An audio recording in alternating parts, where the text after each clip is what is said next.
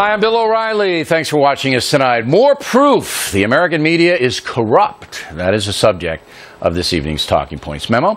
This man, 56-year-old David Corn, who works for the far-left magazine Mother Jones, smeared me, your humble correspondent, yesterday, saying I fabricated some war reporting. Mother Jones, which is low circulation, considered by many the bottom rung of journalism in America.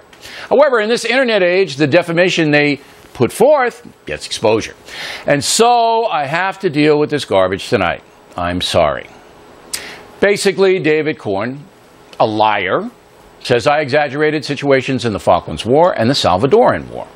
Here's the truth. Everything I've said about my reportorial career, everything, is true. 33 years ago in June, Argentina surrendered to Great Britain, ending the Falklands War. I was covering the conflict from Argentina and Uruguay for CBS News.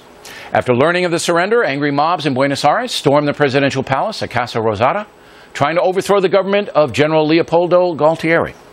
I was there in the street with my camera crews. The violence was horrific, as Argentine soldiers fired into the crowd, who were responding with violent acts of their own. My video of the combat led to CBS Evening News with Dan Rather that evening.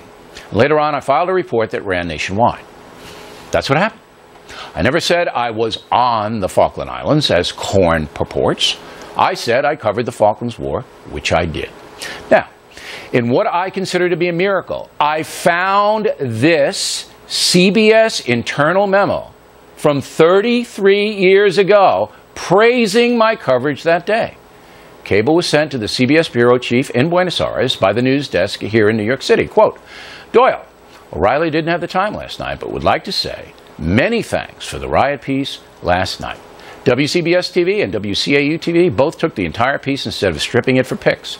They called to say, thanks for a fine piece. Thanks again. Your piece made the late feed a winner last night, unquote. Want more? Here it is.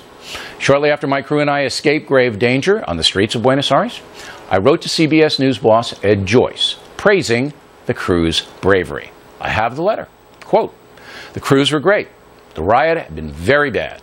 We were gassed, shot at, and I had the best vantage point in which to report the story. So we have rock-solid proof that David Corn smeared me, and some websites that picked up his defamation did as well.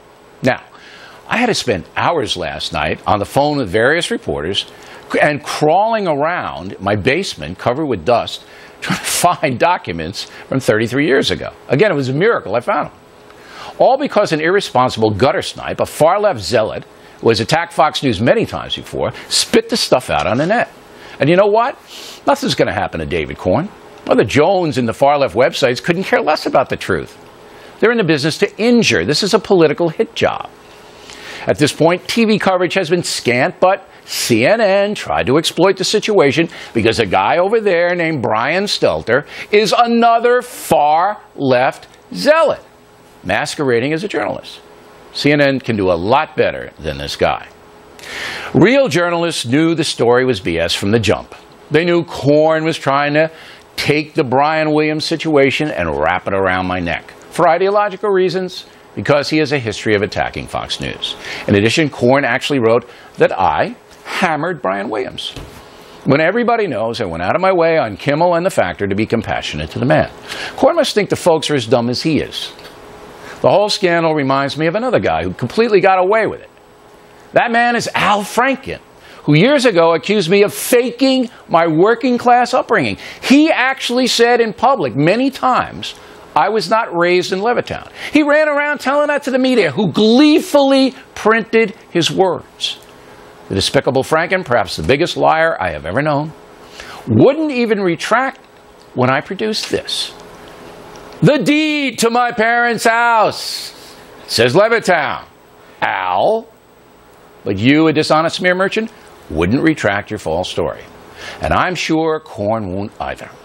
And what happened to Al Franken? He's elected a senator from Minnesota. And that's the memo.